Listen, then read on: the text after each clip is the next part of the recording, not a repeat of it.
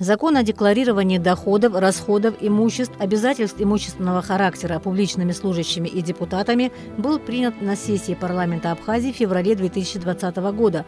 Как говорится в документе, цель этого закона – установление мер по противодействию коррупции и предупреждению необоснованного обогащения государственными служащими и депутатами, а также членами их семей.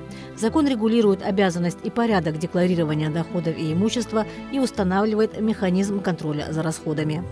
В какой-то мере этот документ, как в свое время выразился депутат Астамур Логуа, является составной частью 20-й статьи Конвенции ООН, за принятие которой выступала инициативная группа граждан Абхазии. Закон о декларировании не включил в себя понятие «незаконное обогащение» и предусмотренное за это уголовное наказание. Тем не менее, он стал первым и важным шагом на пути к преодолению коррупции в стране. В первую очередь, путем раскрытия информации о доходах и расходах людей, обладающих определенной властью.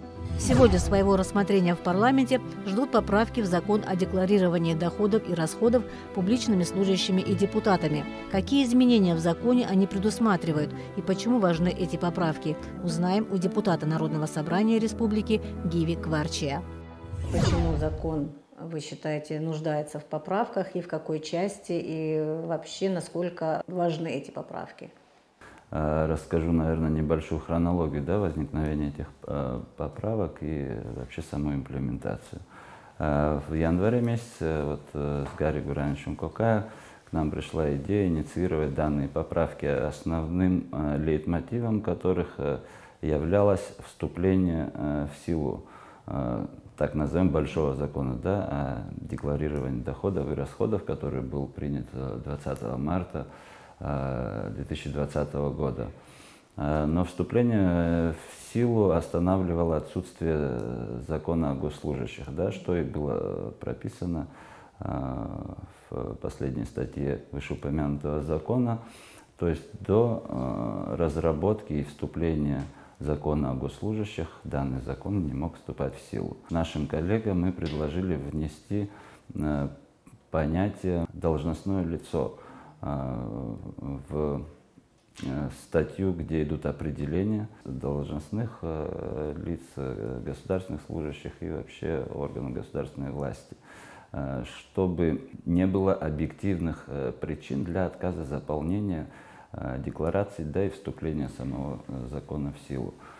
Как вы помните, в начале марта мы вышли с этой инициативой и, рассматривав на сессии, попытались таким форсированным способом провести данные поправки в первом и во втором окончательном чтении, но нам не хватило одного голоса во втором окончательном чтении. То есть данные поправки были отклонены, но мы не отступили от своих инициатив и зарегистрировали заново данные поправки с учетом уже предложений всех субъектов права законодательной инициативы, в том числе представителя президента. 21 апреля, если не ошибаюсь, мы зарегистрировали уже новый проект поправок с учетом данных замечаний и изменений и наших коллег, и представителя президента.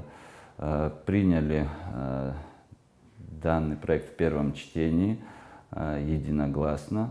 Далее, перед вторым чтением, после уже сессии, мы вынесли данный законопроект перед вторым чтением в Комитете по государственно-правовой политике, который был одобрен комитетом единогласно. И замечаний и поправок к данному законопроекту не было на данном комитете. То есть он готов к вынесению на сессию, и к принятию во втором чтении.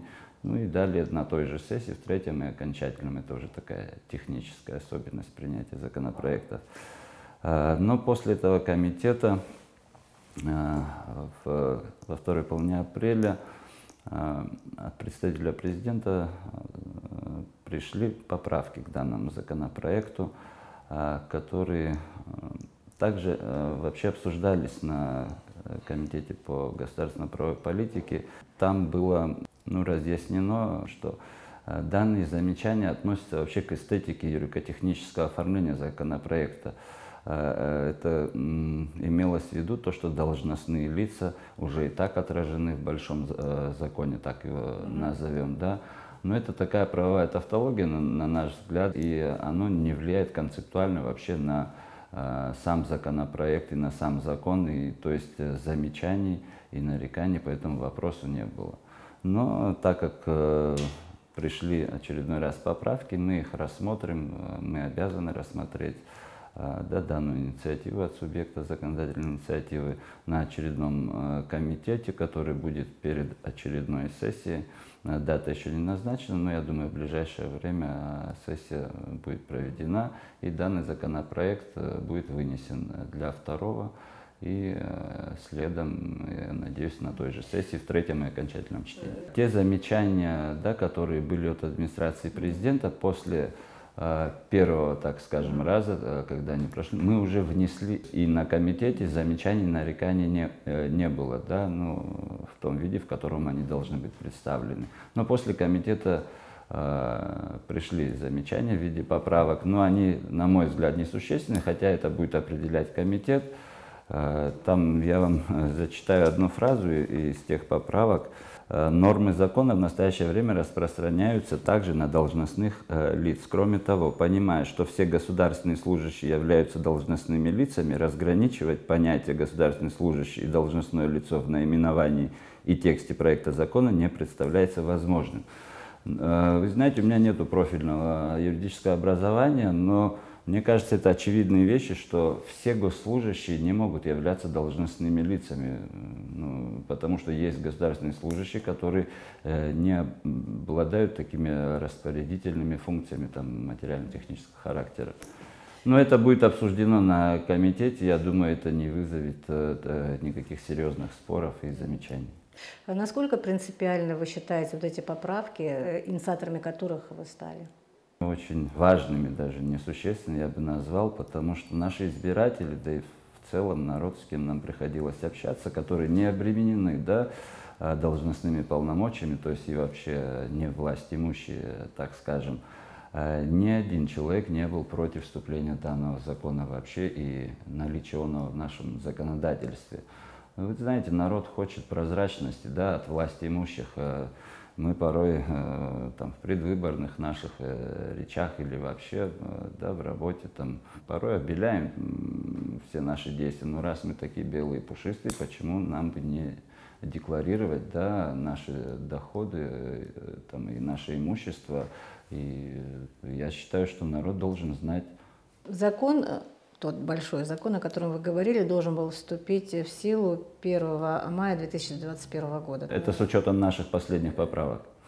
То есть, когда будут приняты поправки, тогда и вступит закон в силу? Число вступления, так скажем, 1 мая, уже срок пройден, не имеет такого большого значения. Это технические правки будут внесены на очередной сессии, которая будет в ближайшее время, как я говорил выше. И вот такие технические правки, они вносятся прямо на сессии, могут быть внесены между вторым и третьим чтением. То есть они не несут такого концептуального характера, на закон это всего лишь число. Какие прогнозы на эти поправки? Будут они приняты или будут все-таки как-то бурно обсуждаться? Будут ли, скажем так, люди, которые могут возражать, я имею в виду депутаты?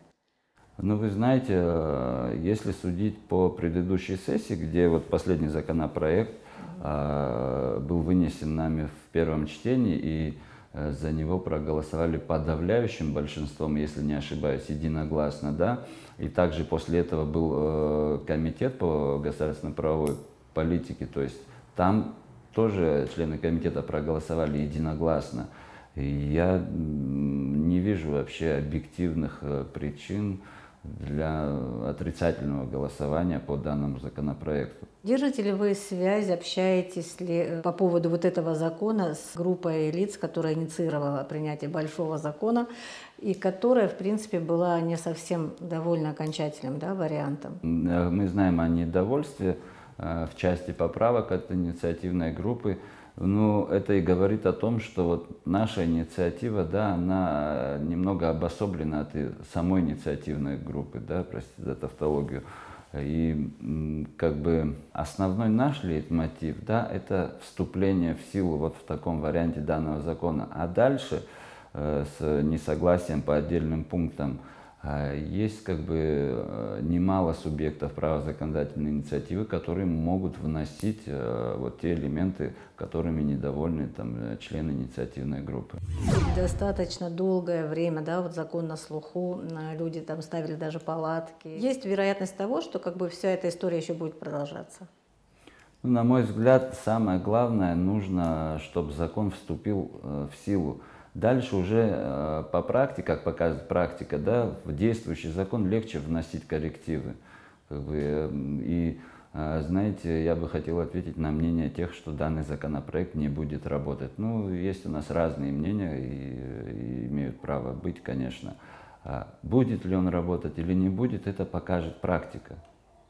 Я считаю, что будет. И в какой-то части, конечно, может быть, не в полную силу он будет работать, но со вступлением этого закона у нас нету, знаете, иллюзий, что мы в одночасье там станем Швейцарией или такой вот процветающей страной. Это всего лишь первый шаг к пакету законопроектов и вообще законов, да, которые могут изменить ситуацию вообще в данной сфере. Это всего лишь первый шаг, и мы трезво оцениваем ситуацию и отдаем себе отчет, что это не панацея вообще от коррупции. Но это существенный шаг, на наш взгляд.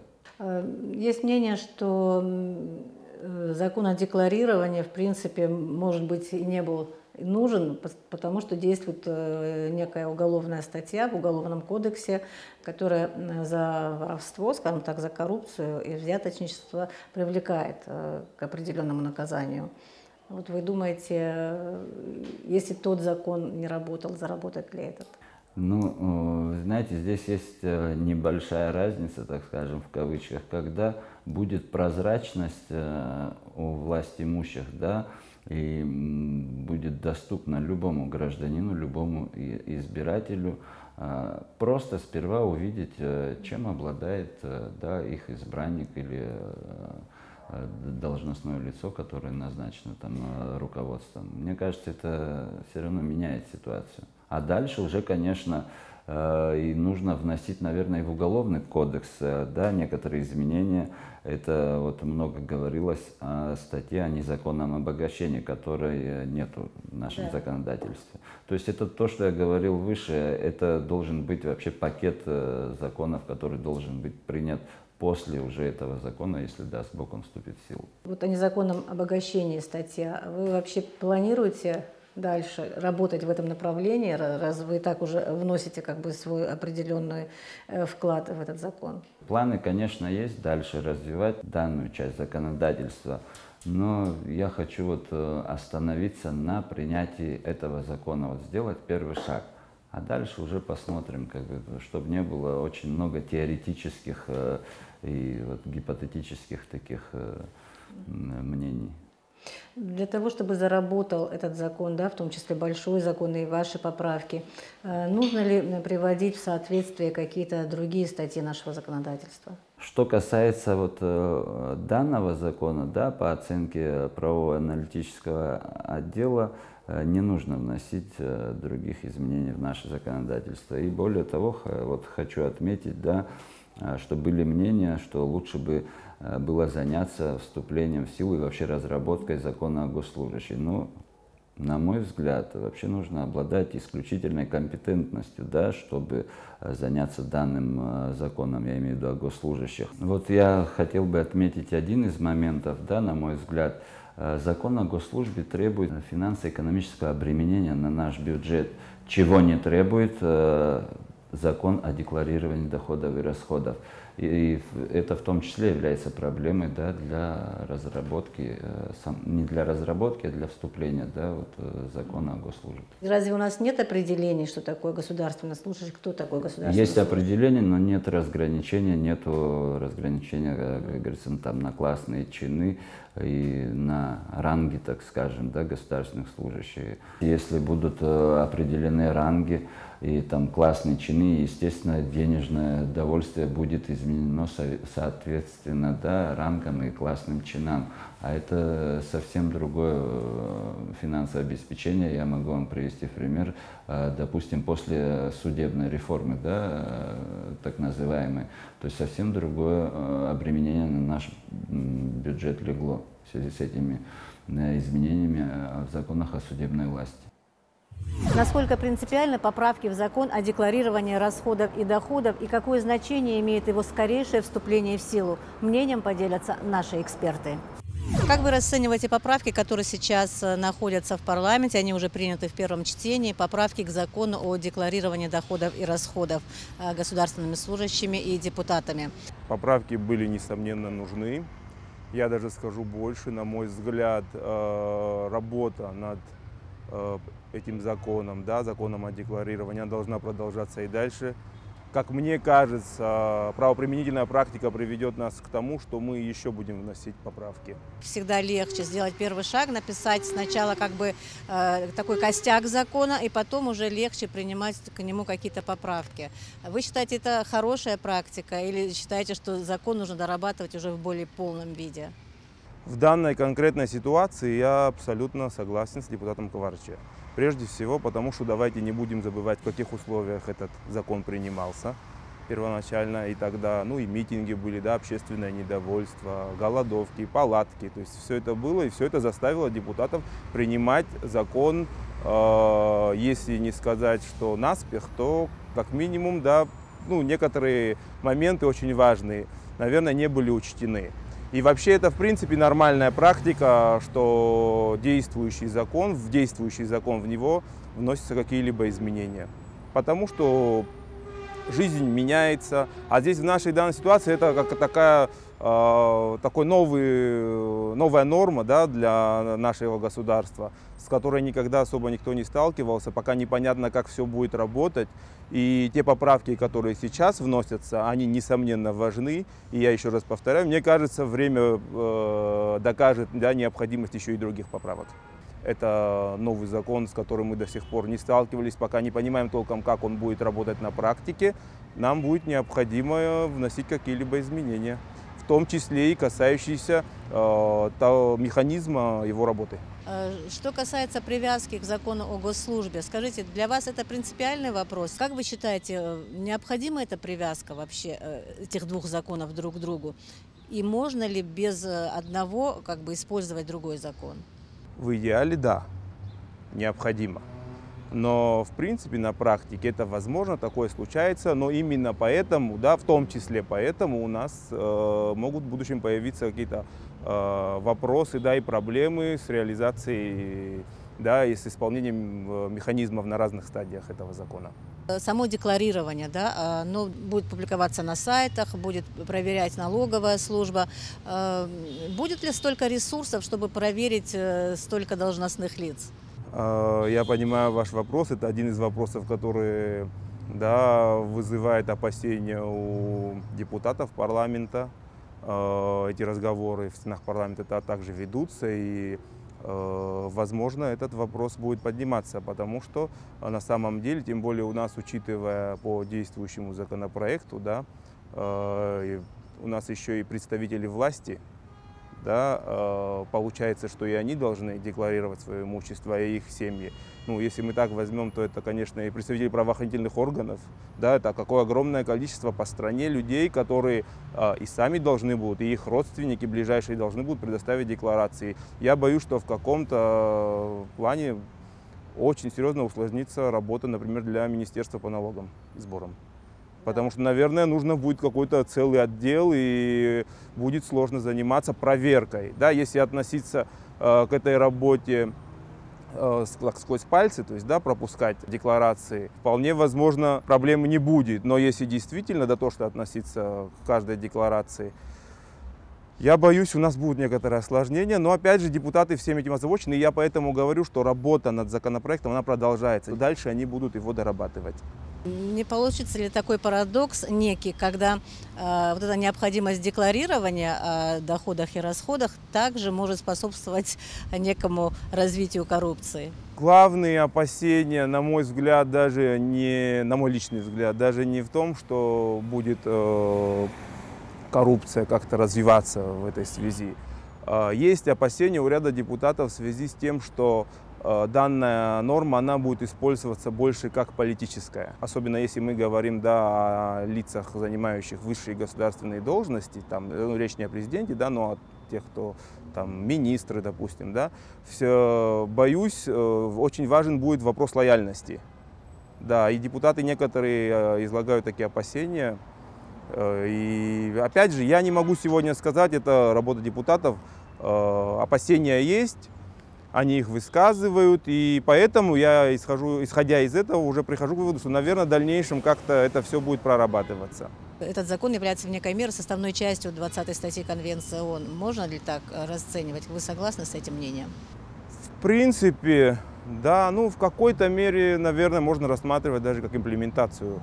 То есть, когда международные договоры, нормы, которые заложены в международных договорах, они принимаются здесь с национальным законодательством. То есть не обязательно присоединяться, то есть мы можем просто в качестве своего закона, нормативно-правового акта, те же самые принципы, заложенные в 20-й статье, перенести сюда. Если говорить конкретно о поправках, которые должны будут еще рассматриваться в окончательном чтении, что вы думаете, как вы их вообще расцениваете? Я считаю, они необходимы, потому что там важные вещи прописаны. И, честно говоря, ни одной поправки, которые внесены сейчас, у меня несогласия нету ни с одной поправкой. Другое дело, мое частное мнение говорит о том, что еще много чего надо менять. Представители инициативной группы граждан, которая выступала за принятие 20-й статьи Конвенции ООН, они также ратовали за принятие пункта о незаконном обогащении и уголовном преследовании за такое деяние.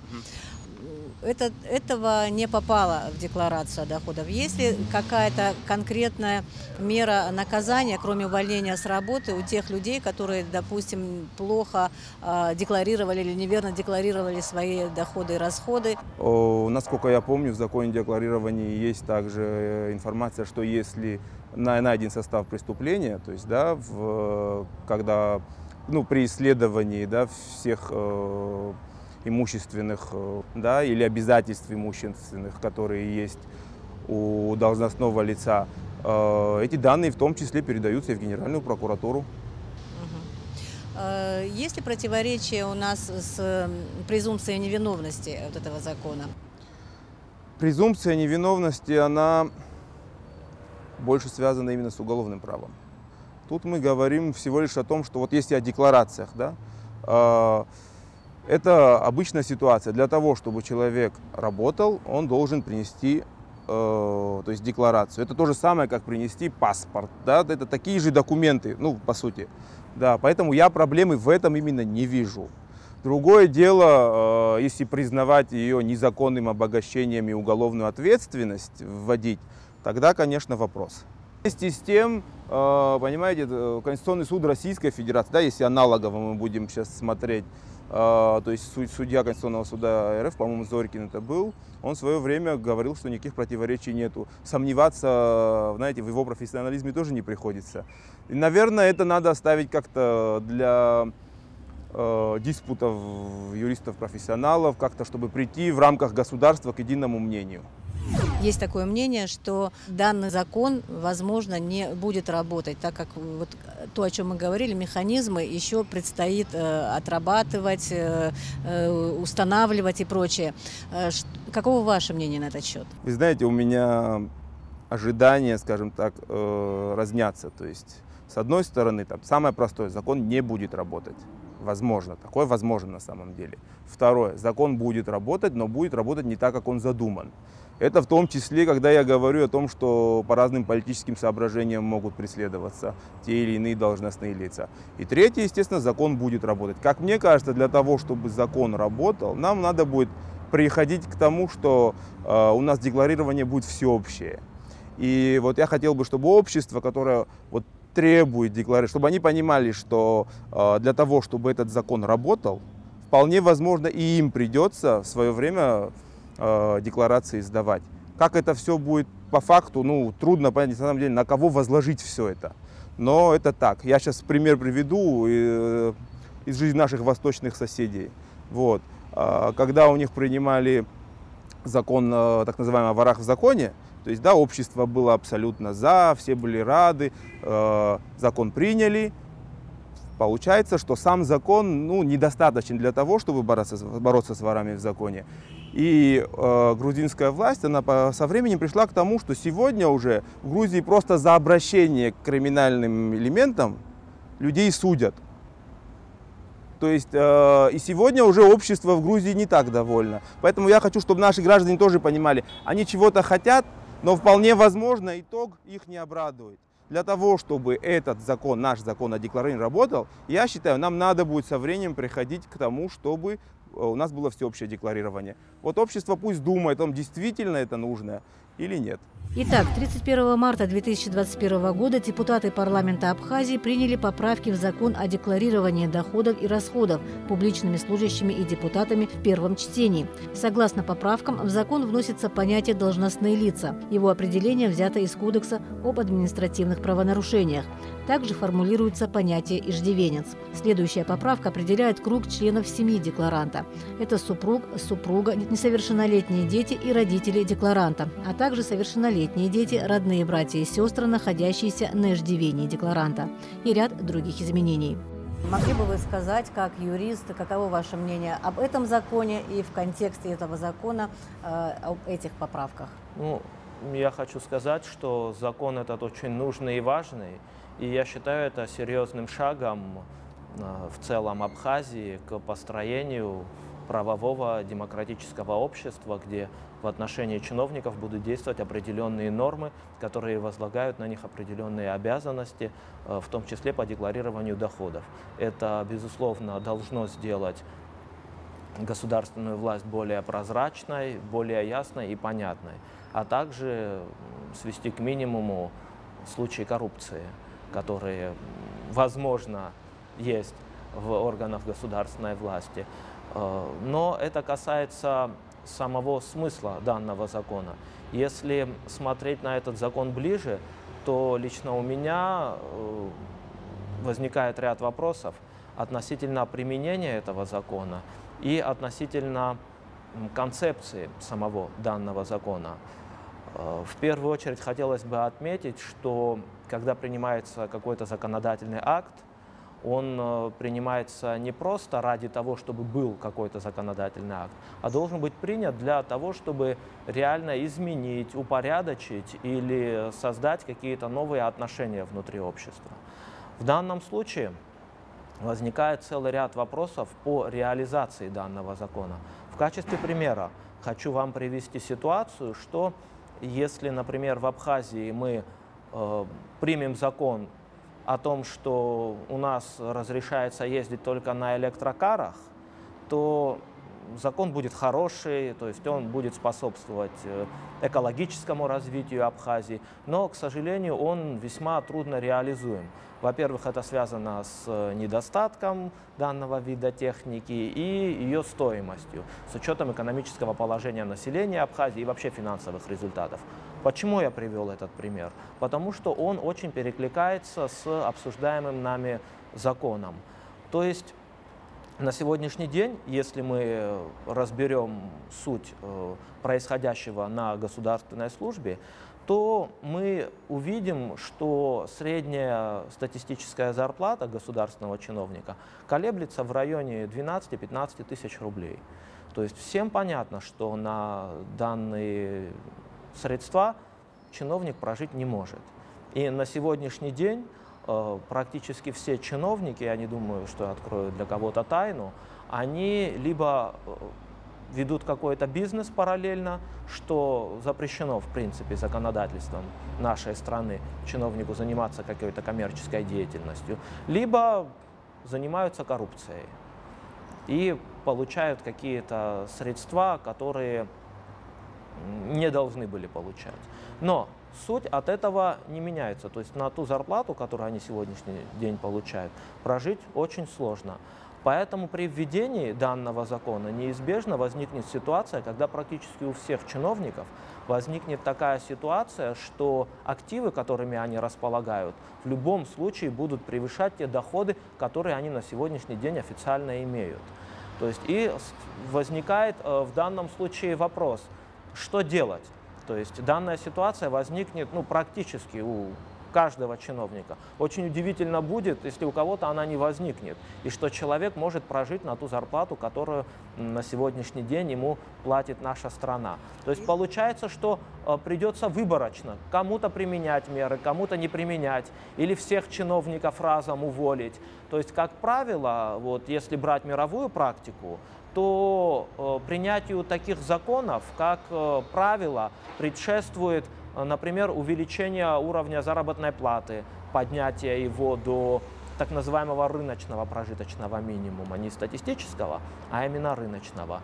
Ему предшествуют, скажем так, уменьшение количества государственных служащих, которые вовлечены в государственное управление, опять-таки, чтобы высвободились лишние средства. И только в том случае, когда чиновникам установили уже определенный уровень финансирования, благодаря которому они могут без какого-то дополнительного приработка, заработка содержать себя, свои семьи, в таком случае, да, имеет смысл применять данный закон, и можно его отслеживать, можно его реализовать. На сегодняшний день, в той ситуации, которая у нас сложилась, мы просто по состоянию нашей страны получим результат, что у нас все чиновники будут иметь, скажем так, не вполне объяснимое происхождение тех или иных активов. То есть я считаю, это неизбежно. Вот как. Но вы же не хотите сказать, что закон, в принципе, был не нужен. Исходя из ваших слов, получается, что зря работали, зря ходили на баррикады, можно так выразиться, и зря приняли этот закон? Я ни в коем случае не хочу сказать, что закон принят зря. Закон, как я уже говорил, важный и нужный, но возникают всегда вопросы с механизмами его реализации. То есть вы сейчас сказали про баррикады. Я противник того, чтобы законы принимались тогда, когда на улице выстроены баррикады. Закон должен приниматься в спокойной обстановке, когда люди, которые ответственны за принятие данного закона, должны, как говорится в пословице, 7 раз отмерить и 1 раз отрезать. Потому что этот закон, он создает очень важные условия, очень важные предпосылки для развития. Понимаете, Олег, получается замкнутый круг. Если мы не можем поднять зарплаты из-за того, что у нас нищее государство, но наше государство будет нищим, пока чиновники воруют. Получается замкнутый круг. Из чего лучше начать, чтобы это стало началом какого-то позитивного процесса? Я считаю, что начало уже в любом случае положено, но люди, которые будут реализовывать данный закон, они непосредственно столкнутся с данными сложностями. Возможно, они потребуют изменения какого-то законодательства. Плюс тут еще важный момент, который надо учитывать. Социальная группа чиновников в Абхазии, она самая большая. То есть чиновников у нас больше всех. То есть больше, чем предпринимателей, чем людей, занятых в сельском хозяйстве и так далее. То есть социальная группа чиновников по численности, она самая большая в стране. У меня вопрос, за счет какого ресурса все эти люди будут контролироваться. С учетом отсутствия в Абхазии единой базы данных по имуществу, недвижимому, еще какому-то другому. То есть как тот или иной, скажем, налоговый инспектор или какие-то другие органы, они будут проверять достоверность заявленных в декларации чиновникам данных.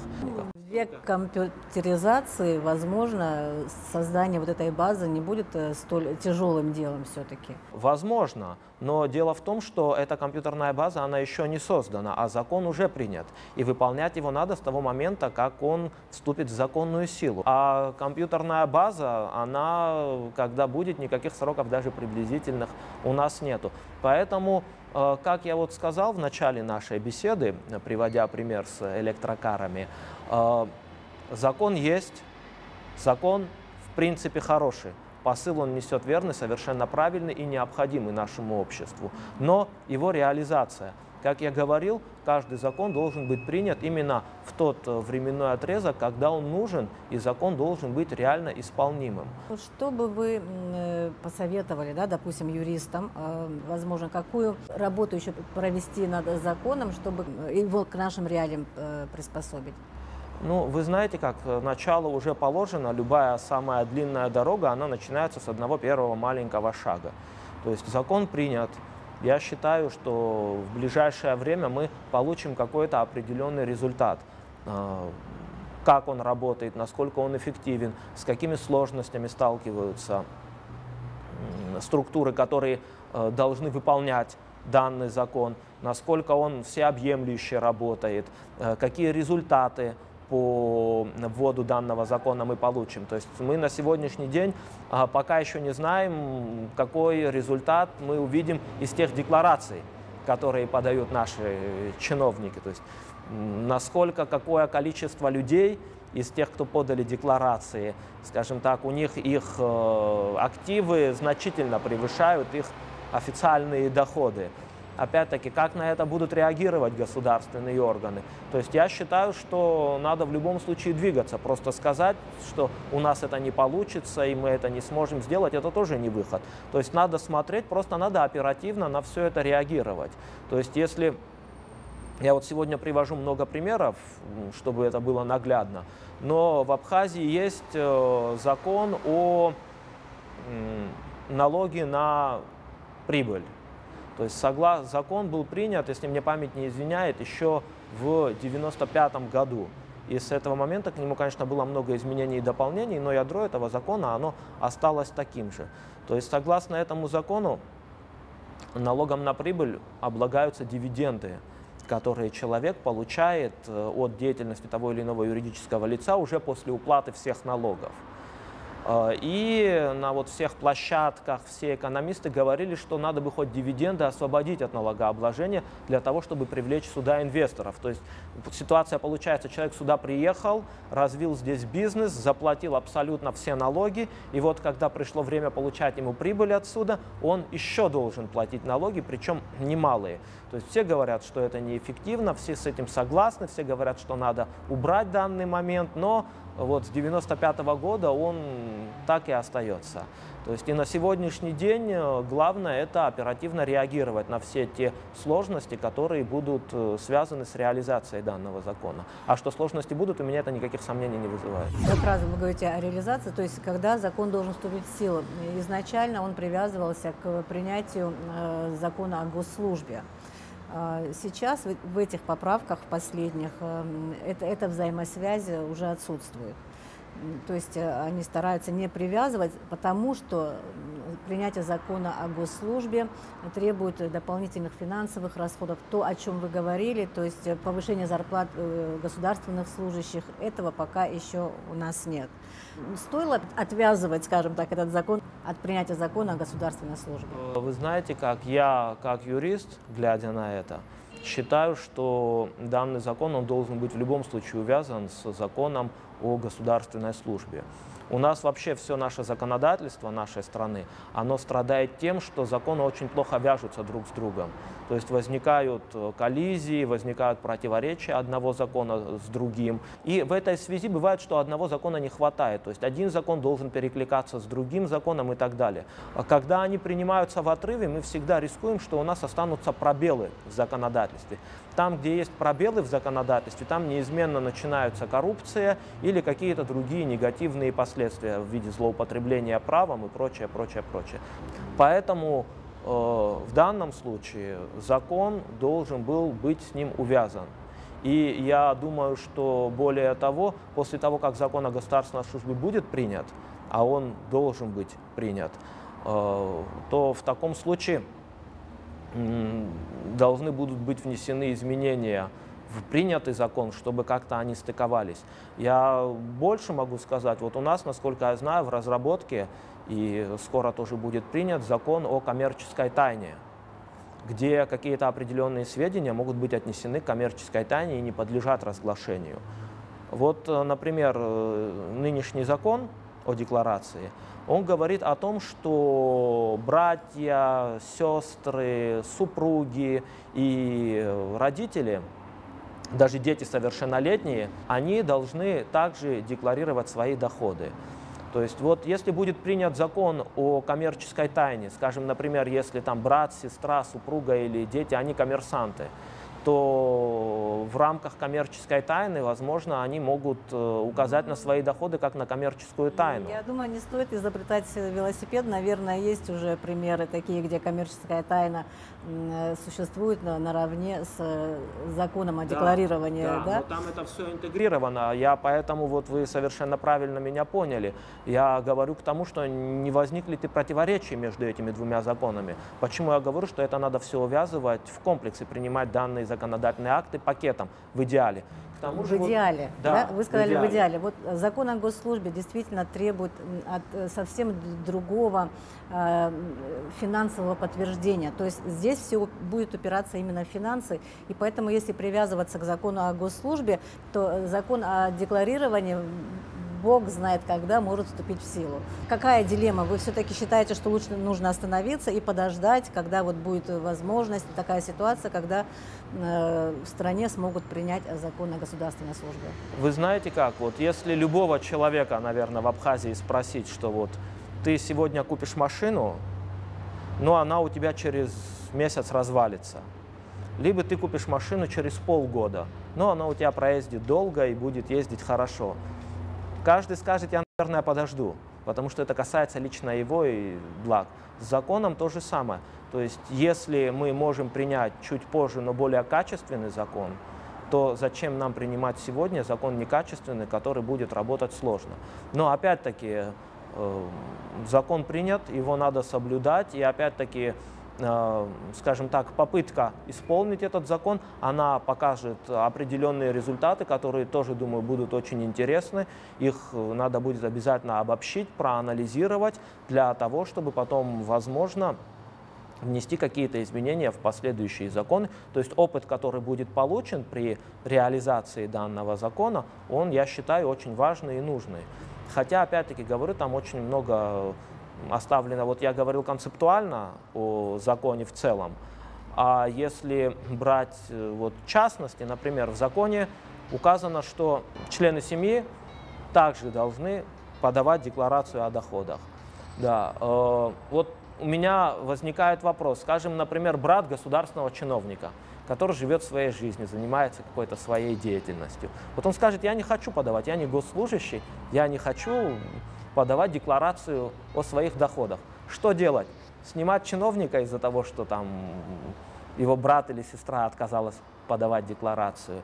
Или тех принудительно заставлять? Какой метод заставить всех этих людей подать декларацию? Или сам, скажем так, человек должен приблизительно понимать, какие доходы там у его семьи, от себя их подавать, или они отдельно должны как бы подавать. В общем, этот вопрос, он мне, например, абсолютно не ясен, и как он будет реализовываться на данный момент из этого закона, мне непонятно.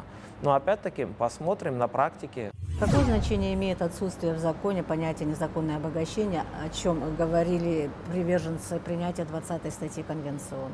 Понимаете, как незаконное обогащение – это очень широкий термин. И вот сторонники принятия вот этой вот 20-й статьи, они несколько иное имели в виду. То есть они предлагали считать, что любые доходы, происхождения которых лицо не смогло объяснить, они априори являются коррупционными, и априори это лицо подлежит ответственности. Это на сегодняшний день у нас не так, потому что у нас в Конституции нашей страны прописано такое понятие, как презумпция невиновности. То есть человек считается невиновным до тех пор, пока его вина не доказана вступившим в силу решением суда. То есть в данном случае нам предлагалось просто ввести, наоборот, презумпцию виновности. То есть, можно спросить, да. А в тех странах, где действует 20-я статья Конвенции ООН, там нет презумпции невиновности? Понимаете, вот эта 20-я статья, она сама по себе о чем говорит? О том, что страны должны внедрять внутри своего законодательства нормы, которые противодействуют коррупции, но опять-таки в рамках внутреннего законодательства каждой страны. То есть вот единого подхода в этом плане нету. То есть каждая страна, она для себя выбирает свои методы борьбы с коррупцией. Вы говорите о том, чтобы вот эта статья плавно входила и сочеталась с другими законами нашей страны. В принципе, статья 20, она это и предусматривает. То есть это называется в международной терминологии имплементация внутрь законодательства. То есть вот эти нормы, они должны быть имплементированы в наше законодательство. В какой-то части они уже на сегодняшний день имплементированы вот в этот вот закон о декларации доходов чиновников. В какой-то мере. В поправках к закону о декларировании доходов и расходов публичными служащими и депутатами уточнялся и срок вступления этого закона в силу. Была обозначена дата – 1 мая 2021 года. Однако сроки сместились, так как поправки к закону еще не приняты в парламенте в окончательном чтении. Будут ли утверждены поправки к закону и как скоро заработает сам закон, узнаем, возможно, уже к следующей сессии парламента.